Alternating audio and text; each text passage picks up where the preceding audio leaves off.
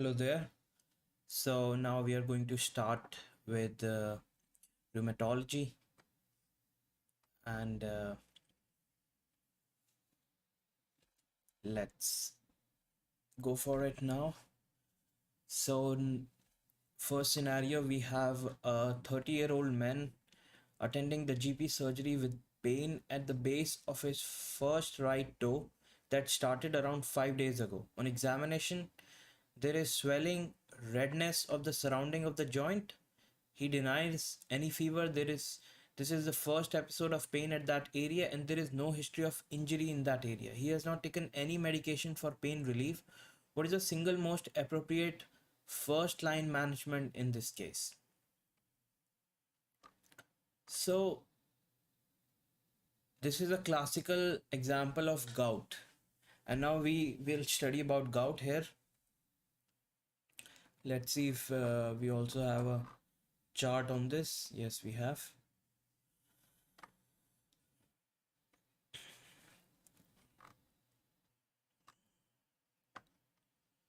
So this is a classic example of gout which most commonly affects the metatarsophalangeal joints of the big toe. Metatarsophalangeal joint of the big toe. Most attacks are sudden and they can be managed with NSAIDs such as naproxen, and they are to be continued until 1 to 2 days after the attack has been resolved. Both NSAIDs and colchicine are considered first-line management in acute attacks of gout, which makes this question a little difficult to answer. NSAIDs, because we also have colchicine in the options, therefore it can cause confusion because both of them are used in the first-line management of acute gout attack, NSAIDs and colchicine. NSAIDs, they are generally more often prescribed in primary practice for gout and more tolerable since colchicine is known for its side effects such as diarrhea and nausea. So in the exam, if you were given the choice between the two and the patient is young adult with no history of gastritis or asthma, then we should pick NSAIDs instead of colchicine. But always keep in mind that NSAIDs may exacerbate asthma and they may worsen gastritis. NSAIDs may exacerbate asthma and may worsen gastritis. So they should also not be used in patients with these conditions such as asthma and gastritis, and they should also not be used in patients with renal insufficiency.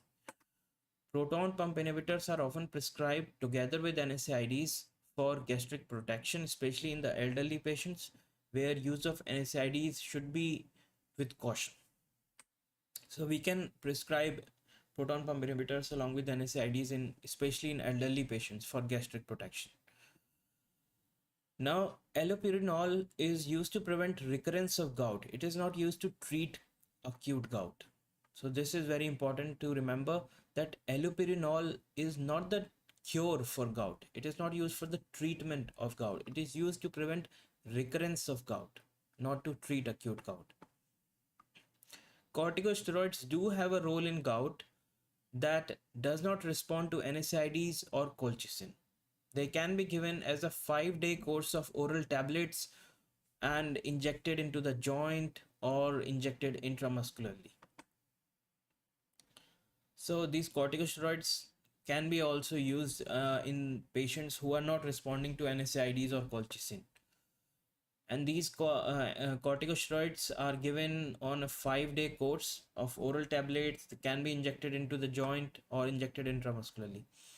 Although it is an NSAID, aspirin is not part of the management of gout as it may increase levels of serum uric acid. So aspirin, although it is a type of an NSAID, but it is not used in gout. It is not used in the management of gout because it may increase levels of serum uric acid. So this we should remember that first of all that this patient is a classical example of gout, and gout most commonly affects metatarsophalangeal joint of the big toe, and most of the attacks are sudden. Now, these acute attacks of gout can be managed with NSAIDs such as naproxen, and along with that, colchicine can also be used as a first line treatment. And these NSAIDs such as naproxen are to be continued until 1 to 2 days after the attack has been resolved. Both NSAIDs and colchicine are used in the first line management of acute gout attack. NSAIDs are generally more prescribed in primary practice for gout, and they are these NSAIDs such as naproxen, these are more tolerable as compared to colchicine, because colchicine has side effects like diarrhea as well as nausea, etc. So if there is a patient in the exam, if we have a question where there is a patient who is young and having no history of asthma or gastritis, then we should always prefer NSAIDs over colchicine. But we should remember that NSAIDs can exacerbate or can worsen asthma and gastritis.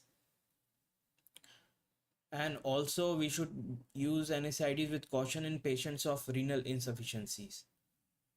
Instead, they should not be used in patients with renal insufficiency. So, they may worsen asthma, gastritis, and also NSAIDs are not used in patients with renal insufficiency. Proton pump inhibitors can be prescribed along with NSAIDs, especially in elderly patients for gastric protection. So they must be used with caution. Now, talking about allopurinol. Allopurinol is used to prevent recurrence of gout, not used for the treatment of attack of gout. Corticosteroids, definitely they can be used in the management of gout in those patients who are not responding to NSAIDs or colchicine. These are they can be given as a 5-day course in the form of oral tablets injected into the joint, or intramuscularly they can be injected. Now, aspirin, although it is an NSAID, it is not used in the management of gout because it can increase the level of serum uric acid. This should be remembered.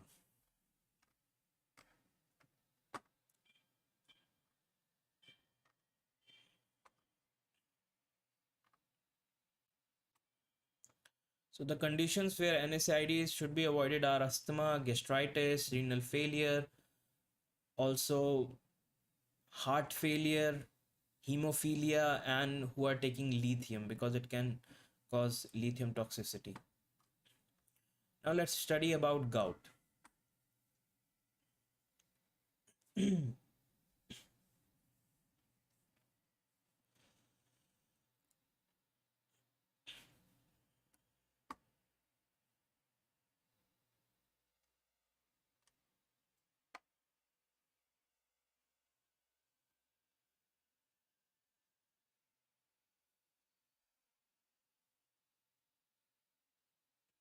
Okay, so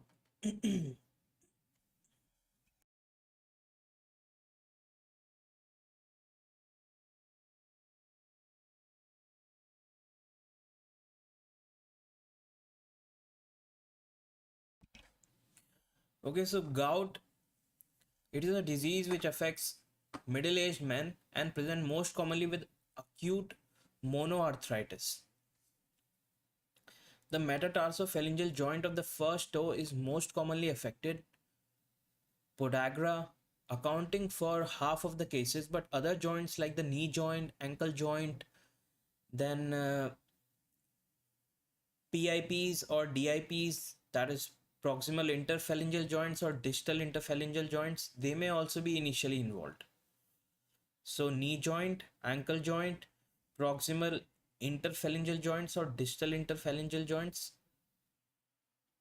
they can also be initially involved. They may be initially involved as well.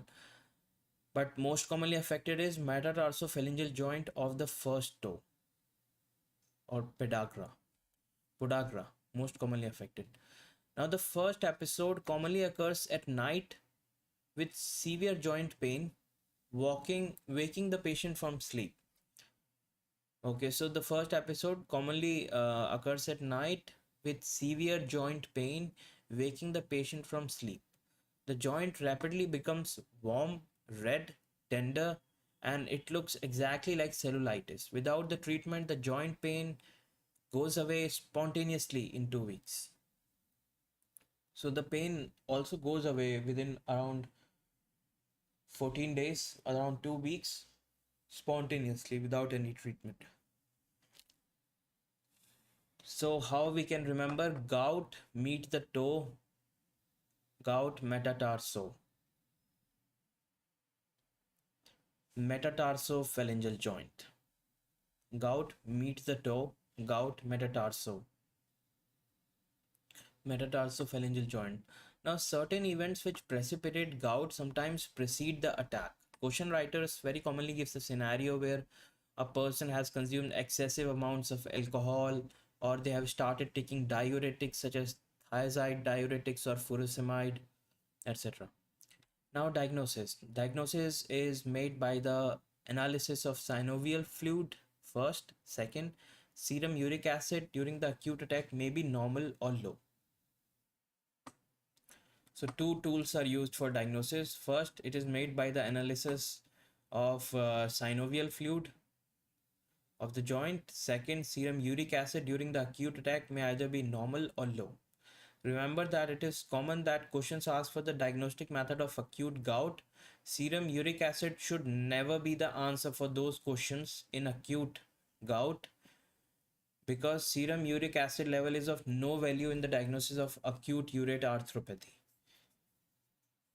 Uric acid should only be performed 4 to 6 weeks after the acute gout. So this is important to remember.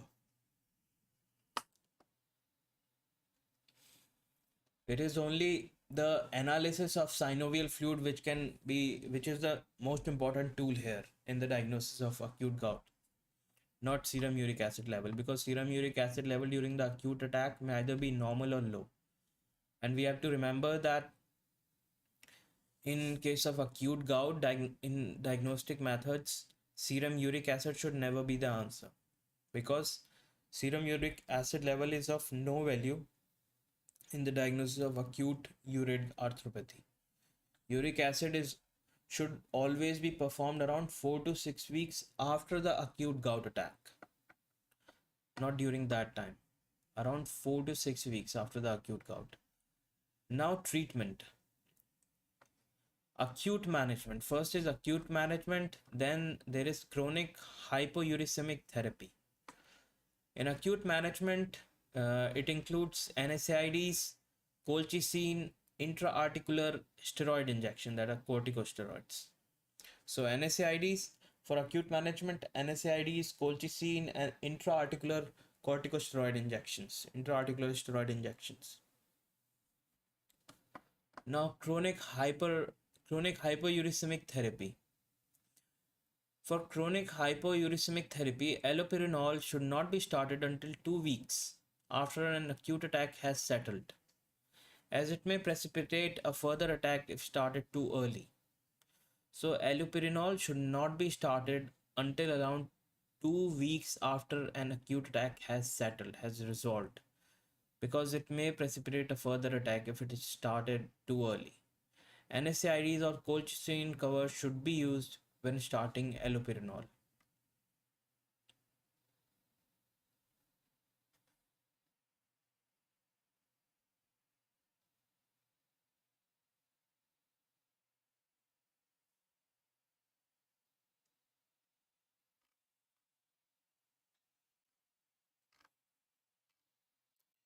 So again, gout is a disease which affects middle-aged men, and it presents most commonly with acute monoarthritis. Middle-aged men, monoarthritis. Two M's are there in gout. Middle-aged men and monoarthritis, acute monoarthritis. And another thing is metatarsophalangeal joint. The three M's: middle-aged men, monoarthritis, metatarsophalangeal joints. So the metatarsophalangeal joint of the first toe is the most commonly affected, podagra, which is accounting for half of the cases. Other joints like knee joint, ankle joint, or proximal or distal interphalangeal joints may also be involved initially. The first episode commonly occurs at night, and it causes severe joint pain, and it wakes the patient from sleep. This joint rapidly becomes warm, tender, red. The joint becomes warm, tender, and red, and it looks exactly like cellulitis. Now, without treatment, the joint pain goes away spontaneously in around 2 weeks. Memory tool can be gout meet the toe, gout metatarso, that is gout metatarsophalangeal joint. Now, there can be certain events which may precipitate gout, sometimes which may also precede the attack. For example, person consuming excessive amounts of alcohol or started taking diuretics like furosemide or thiazide diuretics. Now, diagnosis of gout. In diagnosis, analysis of synovial fluid is the most important tool in acute gout. Analysis of synovial fluid. Second, serum uric acid level is either normal or it is low during the acute attack. So, serum uric acid level is never the answer in case of acute gout. In acute gout, serum uric acid level should never be the answer as a diagnostic method because it is of no value in acute urate arthropathy. Serum uric acid level is always should always be conducted around 4 to 6 weeks after acute gout attack.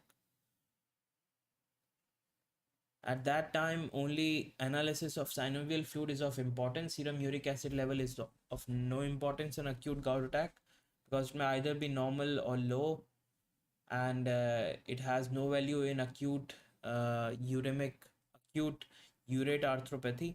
It should be conducted around 4 to 6 weeks after the acute gout attack.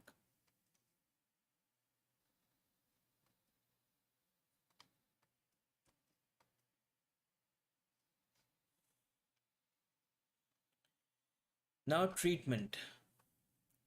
Treatment involves in acute management NSAIDs, colchicine, and intraarticular steroid injections.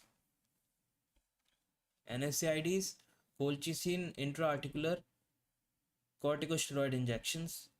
Then in chronic hypouricemic therapy, we have allopurinol and NSAIDs or colchicine. In chronic hypouricemic therapy, we have allopurinol and again NSAIDs or colchicine. Allopurinol should never be started until around 2 weeks after an acute attack has been resolved. So allopurinol should always be started around 2 weeks after an acute gout attack has been resolved completely. Because if allopurinol is started very early, then it may precipitate another attack. And NSAIDs and colchicine cover should be given while giving allopurinol to the patient. Allopurinol is used to prevent the recurrence, not used for the treatment of gout. So, two parts in the treatment: acute management and chronic hypouricemic therapy. Acute management NSAIDs, colchicine, and intraarticular corticosteroid injections. Chronic hypouricemic therapy, allopurinol, which should not be started until around 2 weeks after an acute attack has been resolved. Otherwise, it may precipitate another attack if started early. Second, NSAID colchicine should be given as a cover along with allopurinol. Now let's quickly go through the chart which is given.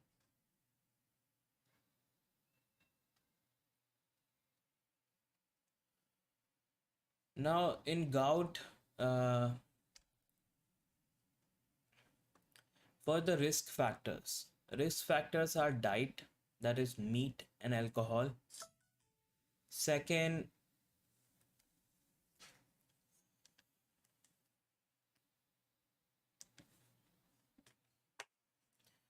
first risk factor is meat and alcohol, and second is tumor cell lysis, that is chemotherapy, and chronic kidney disease and diuretics. Most commonly involved joint is first metatarsophalangeal joint of the first toe,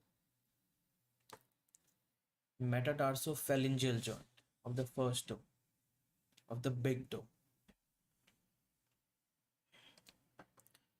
And risk factors are diet, meat, and alcohol, then chemotherapy, then chronic kidney disease, and diuretics. Now the diagnosis. Diagnosis is by analysis of synovial fluid, and in that we will detect presence of MSU crystals. In the analysis, we will detect presence of MSU crystals in the synovial fluid. Serum uric acid level can increase. Uric acid level can increase in the serum or urine, but it is not definitive. We already studied about that. Now, treatment. Acute NSAIDs, colchicine, corticosteroids, prevention or chronic hypouricemic therapy. Chronic hypouricemic we already studied. Now for prevention we will use allopurinol and febuxostat. They cause decreased formation of uric acid. Allopurinol is first line urate lowering agent. Febuxostat is second line urate lowering agent.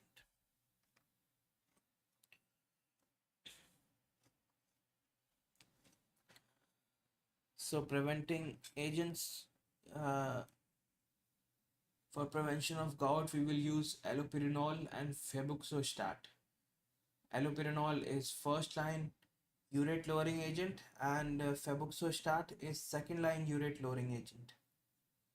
Now again, in gout risk factors are diet, that is meat and alcohol, then chemotherapy, chronic kidney disease, and diuretics, and it most commonly affects the first metatarsophalangeal joint of the big toe. Diagnosis is done by analysis of synovial fluid, in which we will detect the presence of MSU crystals. MSU crystals. Serum uric acid not definitive, not useful in acute attacks. Should be carried out in 4 to 6 weeks after acute attack has been resolved.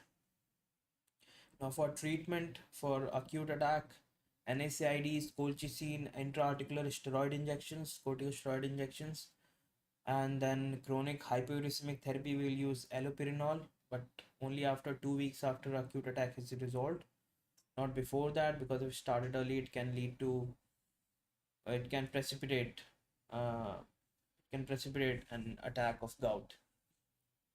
And along with allopurinol we will give a cover of NSAIDs and colchicine. For prevention we will use allopurinol and febuxostat. Allopurinol is a first line urate lowering agent, and febuxostat is a second line urate lowering agent. Both of these drugs, allopurinol and febuxostat, they cause decreased formation of uric acid. Allopurinol is used to prevent the recurrence, not for the treatment of gout. Okay, so this was about gout. Now let's move ahead.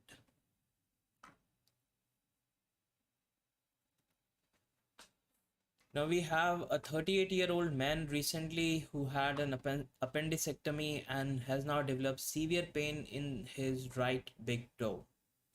He is noted to consume an average of 30 units of alcohol in a week. On examination, the joint of the right big toe is red and swollen.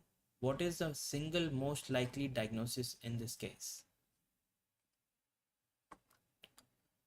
Now, as we studied, drinking too much alcohol can cause uric acid to build up and cause gout. So this is a case of gout only, because increased alcohol uptake causes lactic acidosis, and it causes increased urate 1 activity, it causes increased uric acid uptake.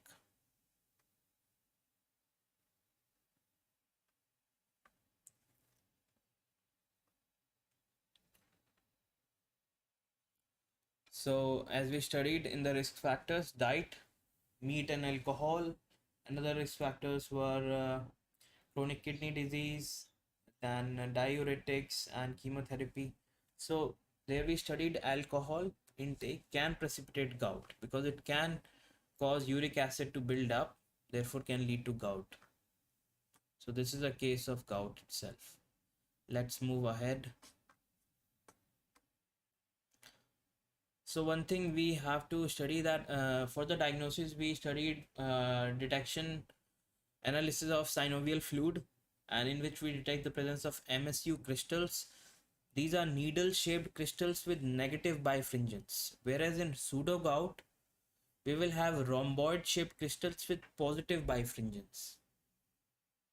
We have to remember this thing, that in gout we detect the presence of MSU crystals in the synovial fluid. These are needle shaped crystals which have negative bifringence, whereas in pseudo gout we will have rhomboid shaped crystals and they will have positive bifringence. And serum uric acid is never the answer, never the answer for the diagnosis of acute gout.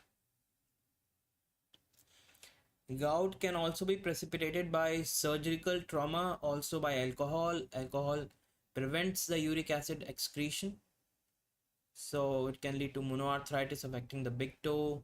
Thiazides, furosemide can also cause gout. So we check synovial fluid instead of the uric acid levels in acute episode, as uric acid levels would be normal. So we always check for uric acid level after around 4 to 6 weeks after the episode acute attack has resolved.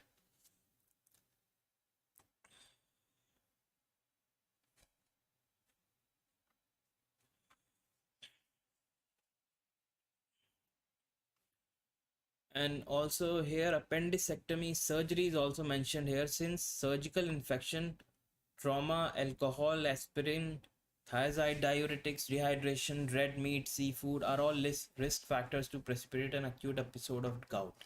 So along with alcohol intake, there is also a history of surgery here, that is appendicectomy, which is also a kind of a trauma, surgical trauma, which can be a precipitating factor for gout. So appendicectomy, that is a surgery, surgical trauma, infection, alcohol, red meat, and diuretics like thiazides and furosemide, as well as chemotherapy and chronic kidney disease and alcohol intake. So all of these things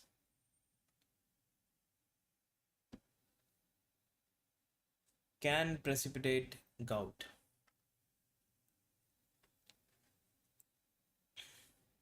Crystals of gout are needle shaped, negative bifringence. Crystals of pseudo gout, rhomboid shaped, positive bifringence.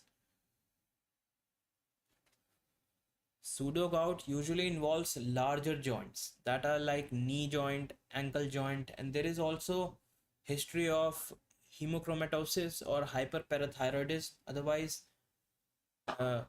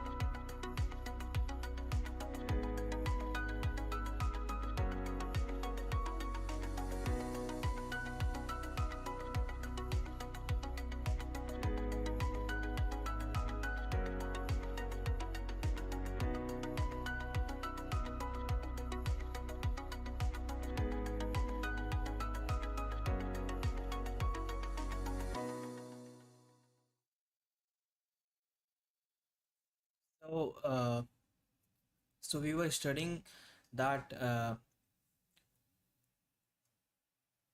in case of gout, we will have needle-shaped crystals of MSU, which are with negative bifringence, whereas in pseudogout, we will have rhomboid-shaped crystals, which are with positive bifringence.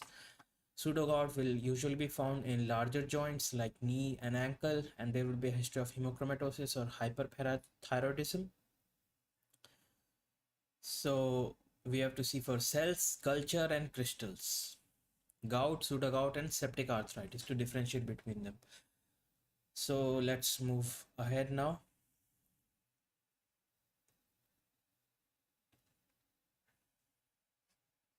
We can also see in the chart here risk factors, which are meat, alcohol, chemotherapy, chronic kidney disease, diuretics. So that should be remembered. So next scenario, we have a 61-year-old man, and who is suffering from rheumatoid arthritis, complaining of pain in the joints of his hands, feet, and knees. He has been given intramuscular glucocorticoid 4 days ago when he attended the clinic, which have improved his pain. He also takes Senna daily to manage his ongoing constipation. He would like to know if there are any other medications he could use to manage his pain. Now, which medication is appropriate to manage his pain?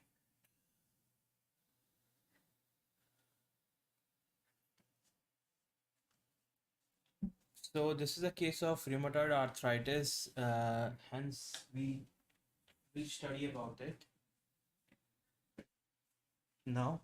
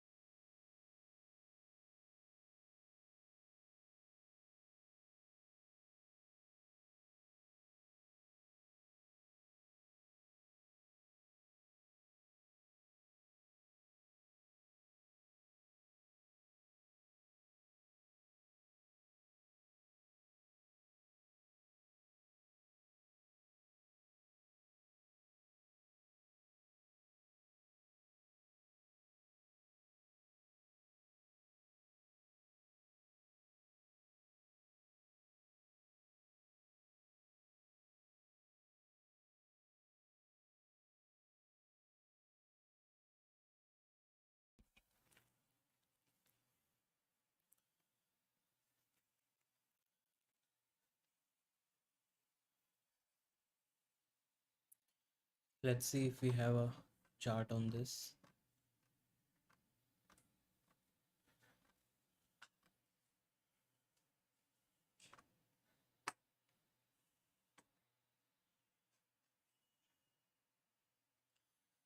So, here ibuprofen and paracetamol would be the best answer to give to this patient. Methotrexate and hydroxychloroquine are both DMARDs, that are disease modifying anti-rheumatic drugs, which helps in preventing the disease progression in the long term, but they do not help with the immediate pain. They do not help with the acute condition. They may help in preventing the disease progression, though, in the long term.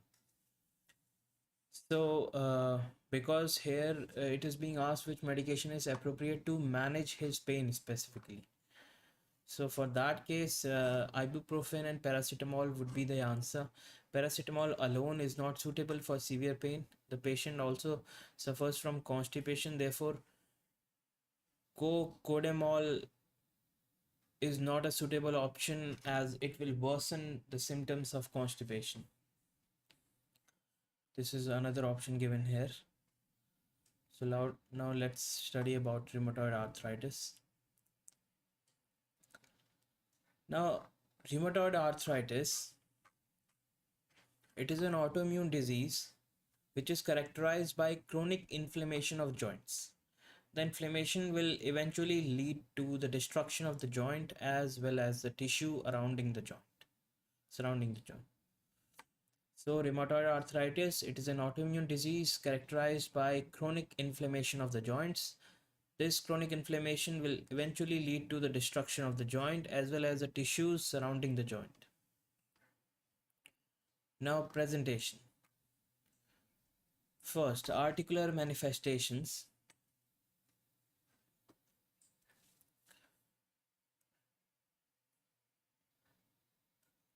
Bilateral and symmetrical polyarthritis affecting small joints of the feet and hands more often than large joints.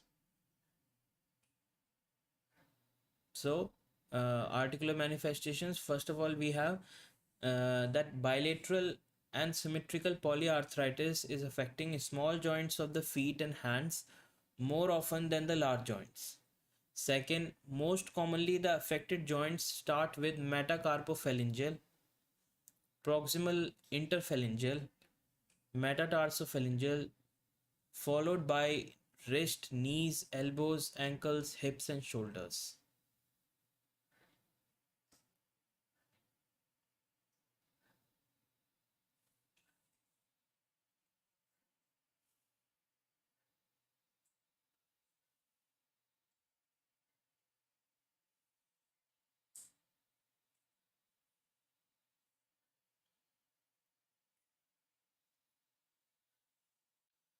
So the most commonly affected joints, these are metacarpophalangeal, proximal interphalangeal, metatarsophalangeal, followed by wrist, knees, elbows, ankle, hips, shoulders. Now the features of inflammation such as warmness of the joint, redness, swelling and pain will be there. Early morning stiffness, that is stiffness after a period of inactivity, will be there. Then deformities including swan neck, ulnar deviation, Bottomless deformity and Z deformity of the thumb. The most characteristic feature of rheumatoid arthritis is symmetrical synovitis of small joints of the hands and feet with sparing of the distal interphalangeal joints. So this is the most characteristic feature of rheumatoid arthritis, that is symmetrical synovitis of small joints of hands and feet with sparing of the distal interphalangeal joints. Symmetrical synovitis of small joints of hands and feet with sparing of the distal interphalangeal joints. This is the most characteristic feature. Apart from that, we studied early morning stiffness, deformities like swan neck deformity, Z deformity of the thumb, and botanus deformity, ulnar deviation, etc. So, very important point here to remember is that distal interphalangeal joints almost always spared in rheumatoid arthritis, and distal interphalangeal joints almost always involved in osteoarthritis and psoriatic arthritis.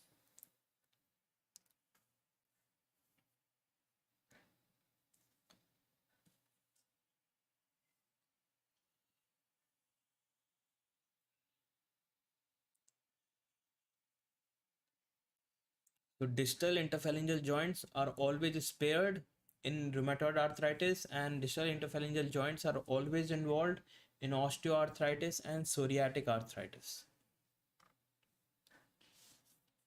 Now, extra articular manifestations. There are many extra articular manifestations of rheumatoid arthritis. First, skin, which includes leg ulcers and rheumatic nodules. Then, eyes, which include scleritis and episcleritis. Pulmonary disease, which include pleuritis and pleural effusion with exudate. Cardiovascular disease, which include increased risk of ischemic heart disease and stroke, and pericarditis. Nervous system, which includes peripheral nerve entrapment, that is example median nerve compression. So these are the examples of extra-articular manifestations. Now what are the investigations which we use in rheumatoid arthritis? First is the rheumatoid factor, that is RF. Then anti-CCP. Anti-CCP is highly specific and sensitive as well, and this is actually more specific and sensitive than rheumatoid factor. Anti-CCP is usually measured when rheumatoid factor is negative.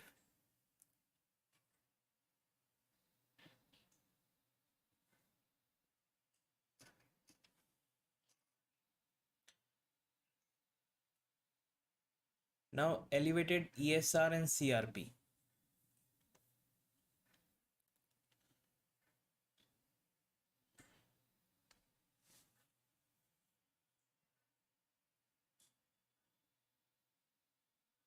Now, elevated ESR and CRP both indicate inflammation. So ESR would be raised, CRP is also raised. Then anemia of chronic disease will be there, and X-ray findings include only early erosive changes of hands and feet. So along with anemia of chronic disease, X-ray findings will include early erosive changes in hands and feet. Now management, referral to a rheumatologist. Second, steroids, which helps in rapid reduction in inflammation and symptoms and useful for managing acute exacerbation. Then NSAIDs, which provide symptomatic relief only. Then DMARDs and biological agents which improve the outcome. DMARDs such as methotrexate are first line and should be started within 3 months.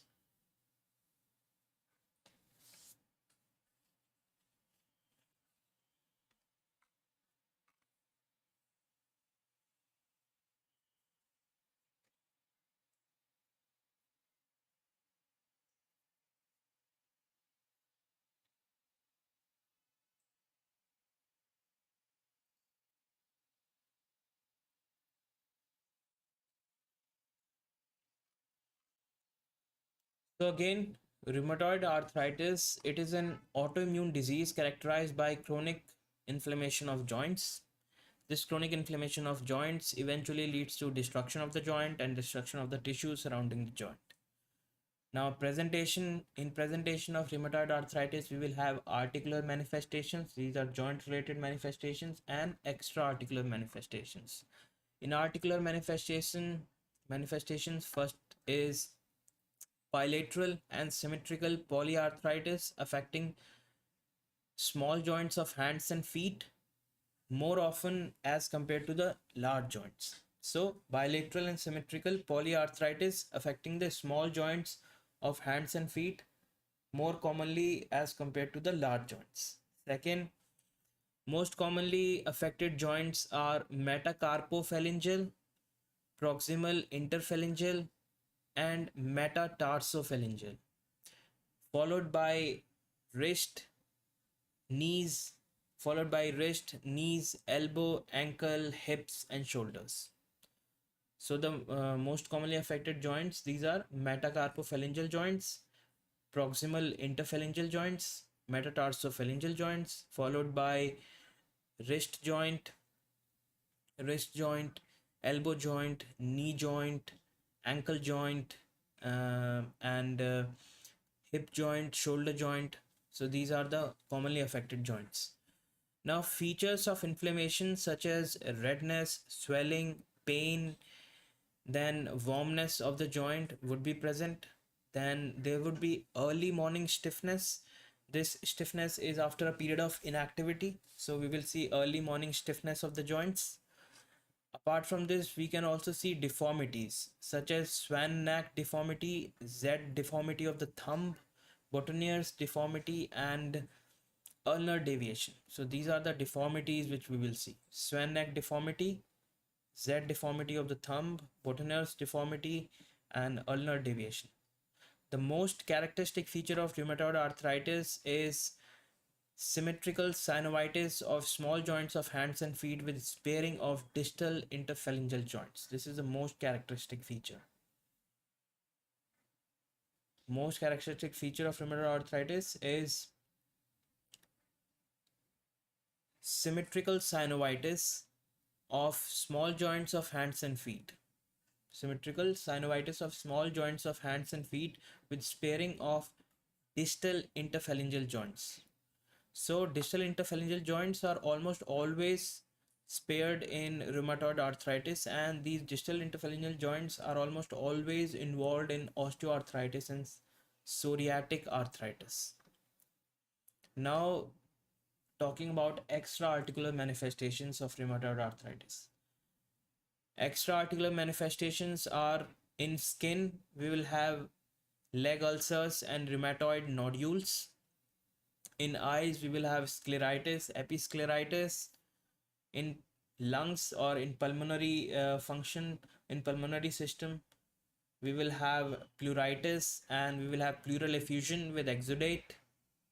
In cardiovascular system, we will have increased risk of ischemic heart disease and stroke and pericarditis. In nervous system, we will have peripheral nerve entrapment such as median nerve compression.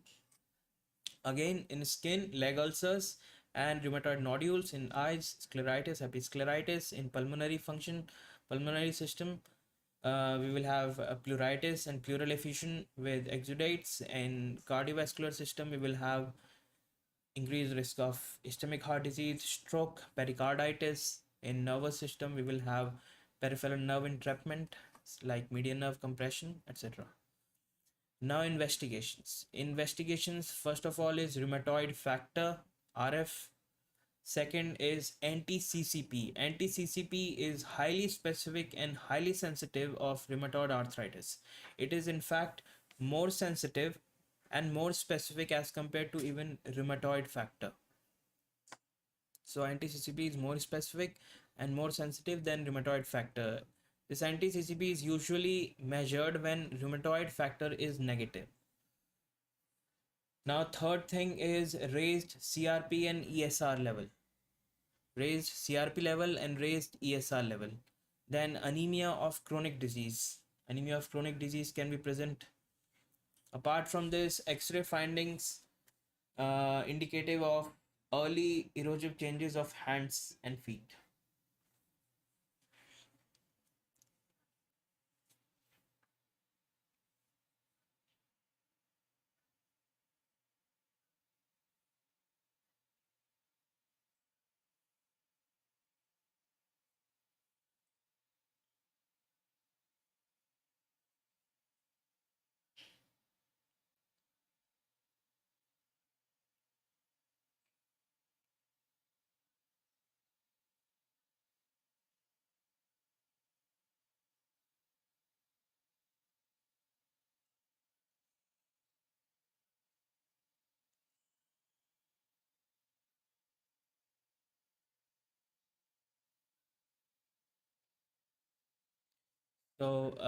First rheumatoid factor, then anti-CCP factor, highly specific and sensitive, even more specific and sensitive than rheumatoid factor. But anti-CCP is usually measured when rheumatoid factor is negative. Then raised CRP level and ESR level, anemia of chronic disease, then X-ray findings showing early erosive changes of hands and feet. Now management. Management involves referral to a rheumatologist, then steroids, which helps in rapid decrease in inflammation and symptoms, useful for management of acute exacerbation, then NSAIDs, which provide symptomatic relief, and last DMARDs and biological agents, uh, which helps with the disease progression and improving the outcome. DMARDs such as methotrexate are the first line, should be started within 3 months.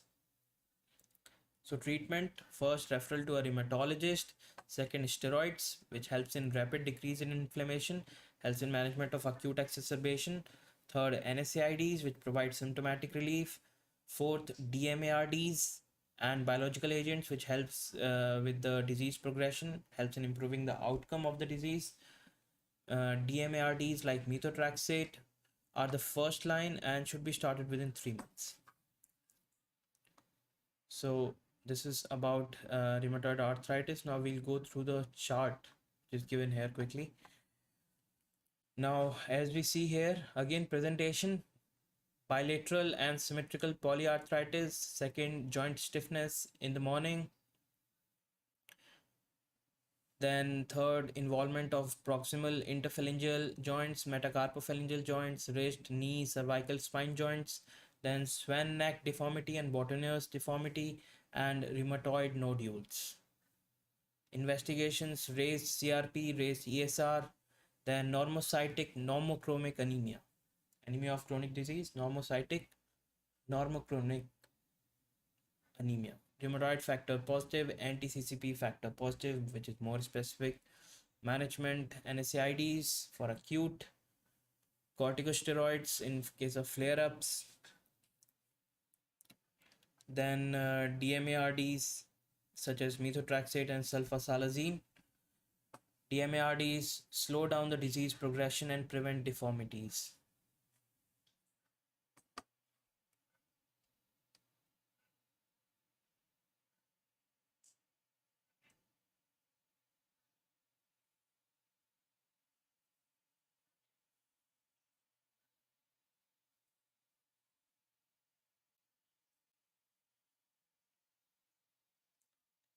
So steroids and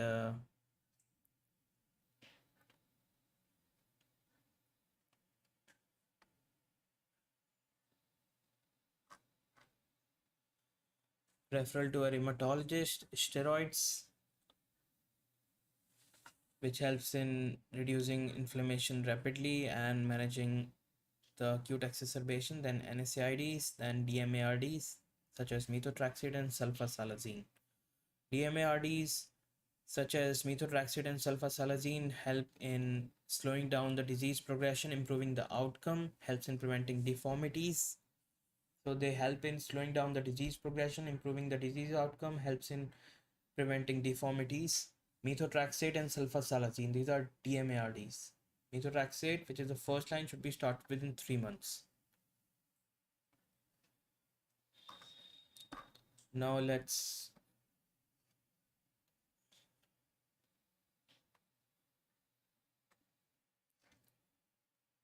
so presentation we already studied articular and extra-articular. Both of this we have to remember.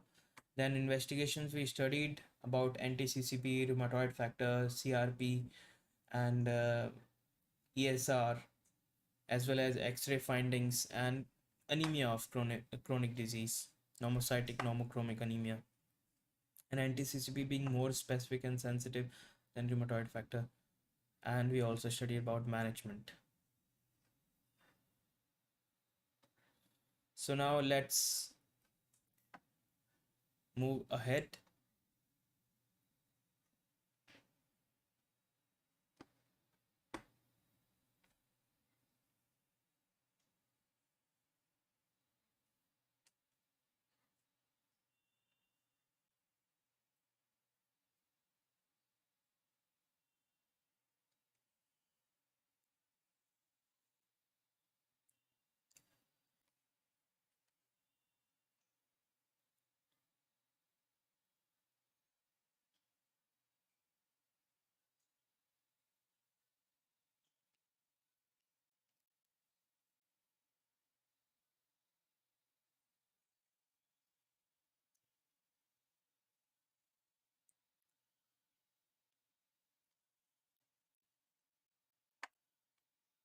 Now here we have drawn a comparison between rheumatoid arthritis and osteoarthritis. Let's see the comparison.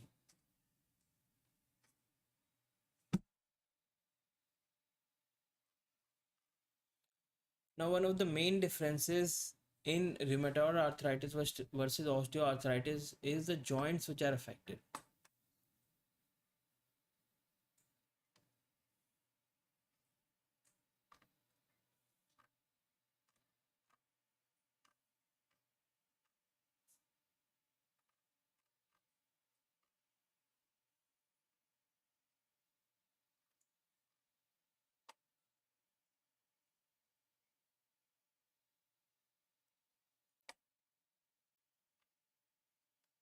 So already we studied about how In rheumatoid arthritis, distal interphalangeal joints are always spared, and osteoarthritis, distal interphalangeal joints are almost always involved. Other differences are: first, age of onset. In rheumatoid arthritis, it is 30 to 50 years. Osteoarthritis, it is above 50 years. In rheumatoid arthritis, affected joints are symmetrical polyarthritis. Symmetrical polyarthritis. In osteoarthritis, it is usually unilateral monoarthritis. So in rheumatoid arthritis, there is bilateral involvement. Symmetrical polyarthritis. Multiple joints are involved and both the sides are involved.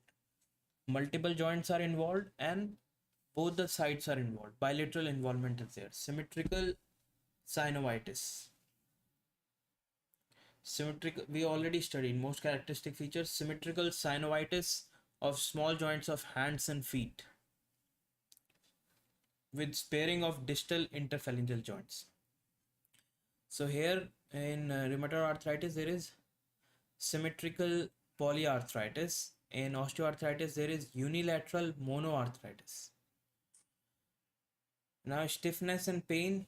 In rheumatoid arthritis there is early morning stiffness or stiffness after a period of inactivity. In osteoarthritis there is pain on movement and on weight bearing activities. That is different. In osteoarthritis there is pain on movement and pain on weight bearing activities.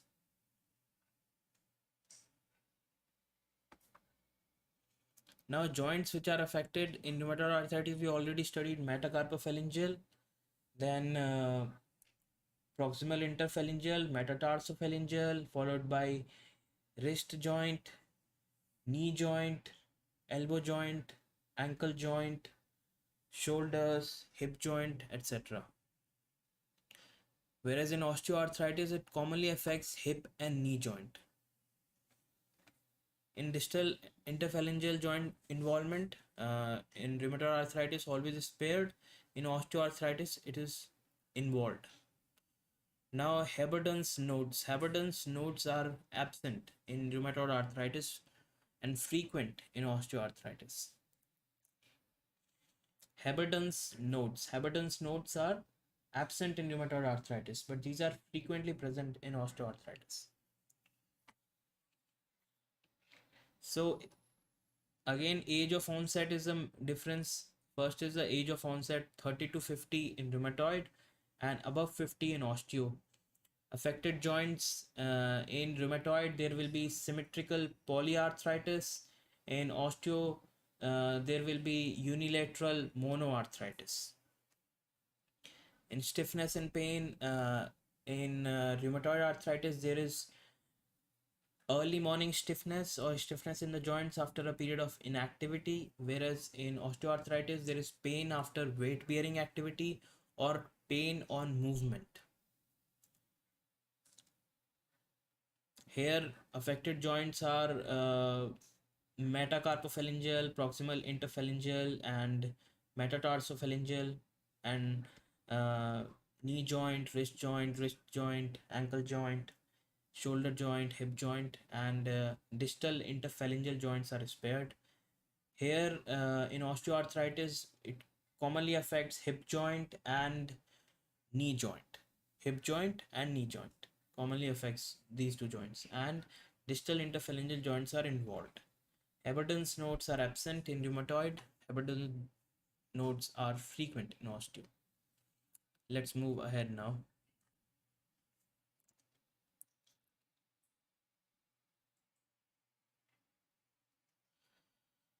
Now we have a 76-year-old patient who is on medication for hypertension comes to clinic suffering from pain and redness at the metatarsophalangeal joint of his first right toe. Which of the following antihypertensive medication is likely to have caused these symptoms?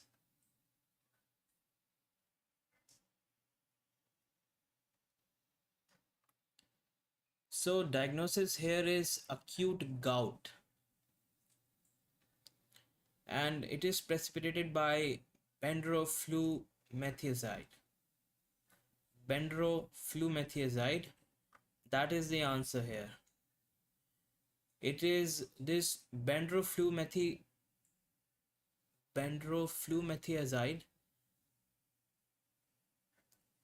is a thiazide diuretic.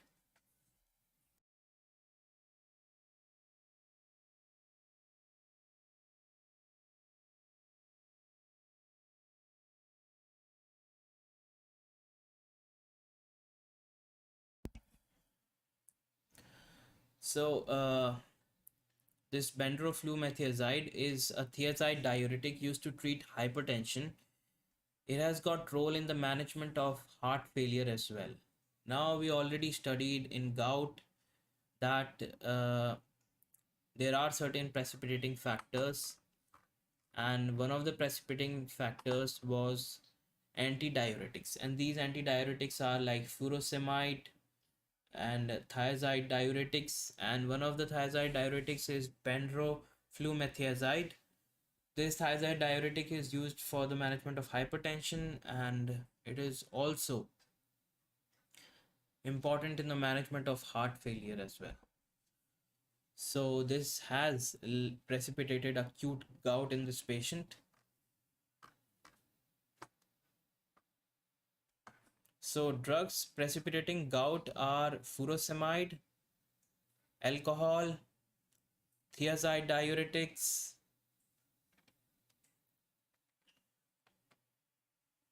and cytotoxic drugs, chemotherapy, cytotoxic drugs like cyclosporin.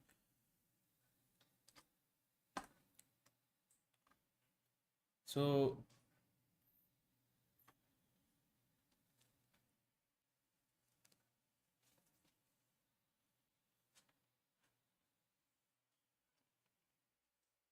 so the drugs which are precipitating gout are furosemide, then alcohol, and thiazide diuretics like bendroflumethiazide, bendro bendroflumethiazide, which is a thiazide diuretic used for management of hypertension and heart failure.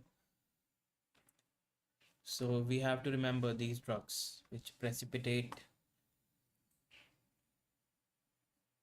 gout. Other drugs can be cyclosporin, furosemide, pyrazinamide, thiazides, niacin. Niacin also precipitates gout. So FACT plus niacin.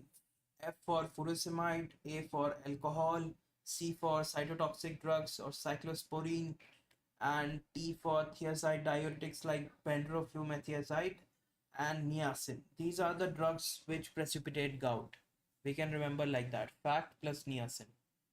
Furosemide, alcohol, cytotoxic drugs, cyclosporine, thiazide diuretics like bendroflumethiazide, and niacin. These are the drugs precipitating gout,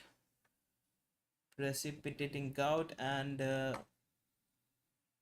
we already studied risk factors are diet, meat and alcohol, chemotherapy, chronic kidney disease, and diuretics.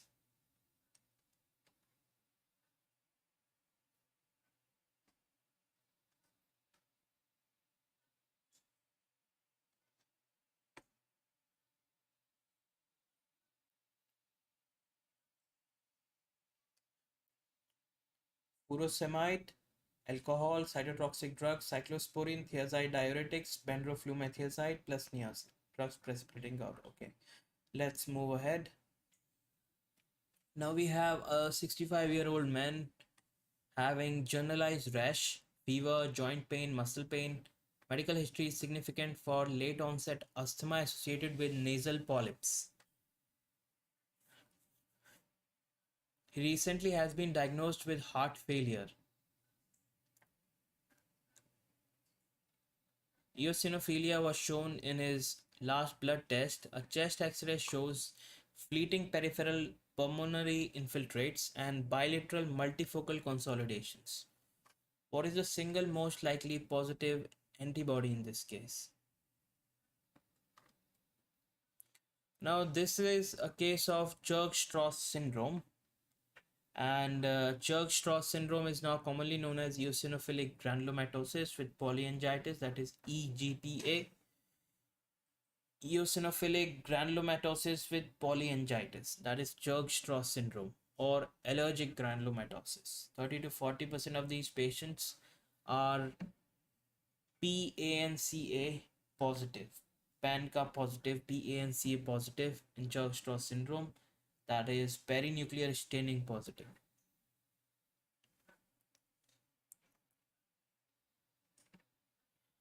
So now we'll take a break, and after that we'll continue.